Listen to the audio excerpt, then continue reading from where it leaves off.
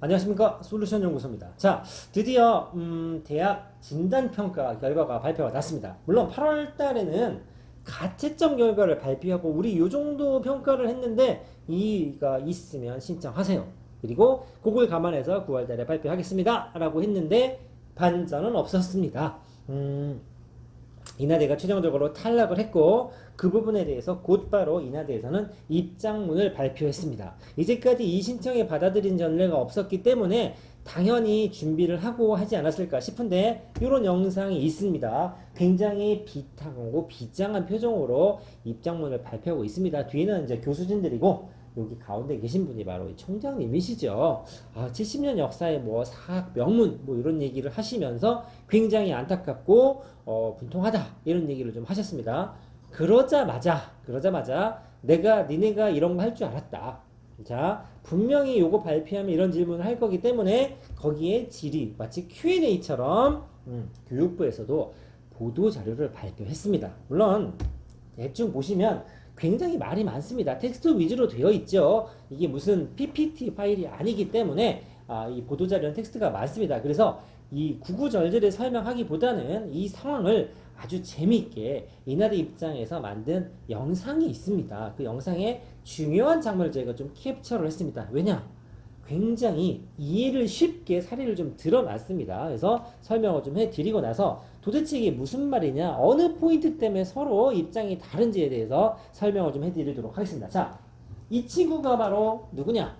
이름이 인하입니다. 인하. 그런데 보이시죠? 지난 학기 전교 15등 공부를 잘하는 학생이었습니다. 전교 15등이면 괜찮지요. 자, 이 통수만 보시는 분이 누구냐? 바로 티처입니다. 물론 이 영상에서는 교육부를 대변하는 캐릭터가 되겠지요. 그래서 이 친구가 뭔가 억울한 표정으로 왔는데 뭐냐? 저번 학기 때 15등을 했는데 선생님한테 저 이번에 전교 200등 성적이 나왔는데 왜 그런 거죠? 하고 물어보러 왔습니다. 그래서 이 친구가 정말 이해가 가지 않습니다. 왜냐?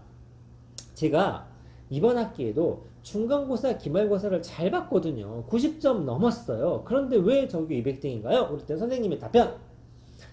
그렇구나, 이나야. 아쉽다. 하지만 너 수행평가가 67점밖에 받지 못했다라는 얘기입니다. 자, 보시면 약간 표정이 빈정거리는 느낌도 좀 있습니다. 근데 요거는 만든 친구가, 이 친구를 옹호하는 입장에 좀 만들었기 때문에 잘 보시면 창문에 블라인드도 반드시 좀 안 그려놨어요. 대충 좀 그려놨지요. 이런 게 좀 있어서, 하기 때문에 뭐 폄하하려고 하는 건 아닙니다. 만든 사람 마음이니까. 많지만 결론은 뭐냐면 야, 너 중간 기말고사 잘 봤어. 정말 아쉬운데 너 수행이 67점이야. 어쩔 수 없이 200등을 할 수밖에 없었단다. 이 얘기죠. 그랬더니 진짜요? 제가 출첵도 다 하고 숙지도 다 했고 저번 학기랑 똑같이 성의를 보였습니다. 그런데 갑자기 67점이라니요. 저번 학기에는 90점 주셨잖아요. 라는 식입니다. 그랬더니 어떤 기준으로 갑자기 30점이 까인 건가요? 라고 물어본 거죠. 그랬더니 선생님의 답변이 멋지지 않습니까?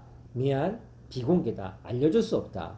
네? 알려줄 수 없다고요? 정확하게 67점을 주셨으면 선생님 평가하셨잖아요. 왜 67점인지 조금 알려주세요.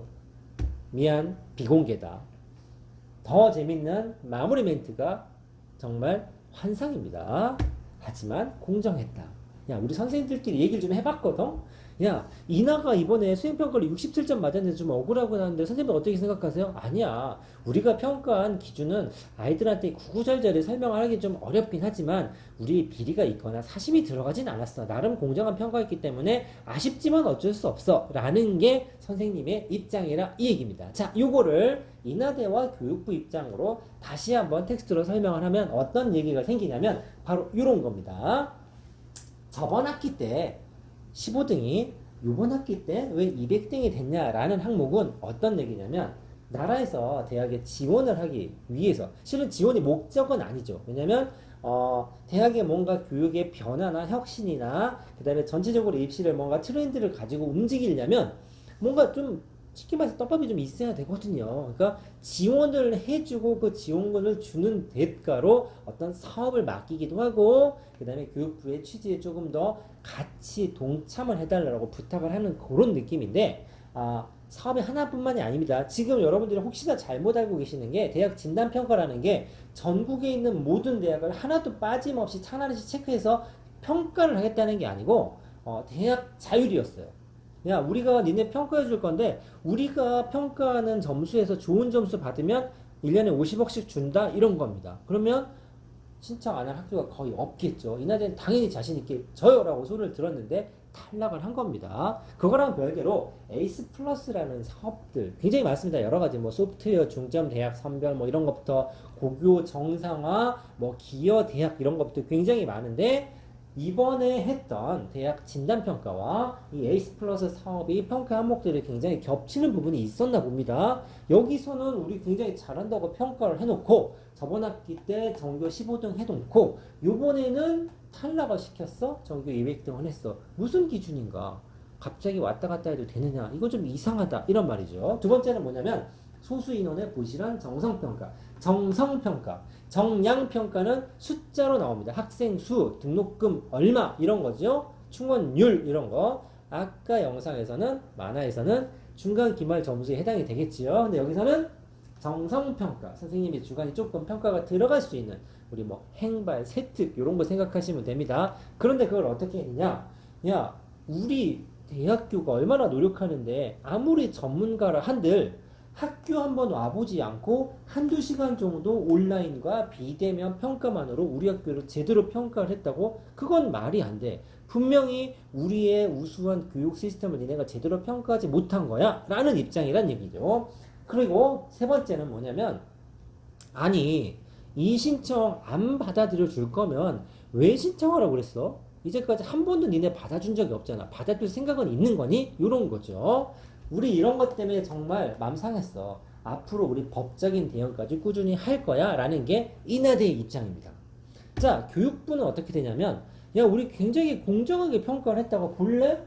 정량평가도 하고 정성평가도 했고 우리가 적당히 특이한 결격 사유가 있는 경우는 뭐 마이너스도 하는 감점 제도도 있었어. 정량평가, 정성평가는 전문가 270명을 모집해서 4년제 130, 전문대 130 했는데 서면 및 온라인 질의응답입니다. 자, 요게 교육부에서는 공모를 통해서 나름 그 부분에 조금이라도 경험이 있는 분들을 뽑아서 270명이나 되는 사람을 뽑아서 중복 체크를 했다라고 하지만 이날에는 야 와보지도 않고 종이랑 온라인으로 그걸 평가하는 게 말이 돼? 라는 얘기죠. 그리고 넘어가서 정량적 정성평가는 공모 방식이고 요렇게 했고 요렇게 했고 일반대 이렇게 돼서 폐쇄적인 합수평가 즉 딴 데 가서 딴 얘기 하지 못하게 우리가 딱 가두어 놓고 거기서만 평가를 했으면 한 학교를 세 가지 카테고리로 나눠서 여러 명의 전문가가 평가를 했기 때문에 공정해. 우리가 니네 이 신청을 받고 다시 한번 이 프로세스를 점검을 해봤는데 특별한 결격 사유를 찾아내지 못했어. 그러니 원래대로 발표했어. 니네 학교는 지원 안 돼 라고 발표를 한 거죠. 자, 인하대와 교육부 입장이 이렇게 됐습니다. 제 기분은 마치 1라운드 시작한 느낌이긴 합니다만 아무래도 이나대 입장에서 조금 불리한 싸움이 될 수도 있겠죠. 이 이후에 뭔가 사건이 진행되면 저희가 좀 디테일한 정보를 전달하겠지만 아무튼 어떻게 되는지 좀 지켜볼 것이고 이나대 화이팅입니다. 마치겠습니다.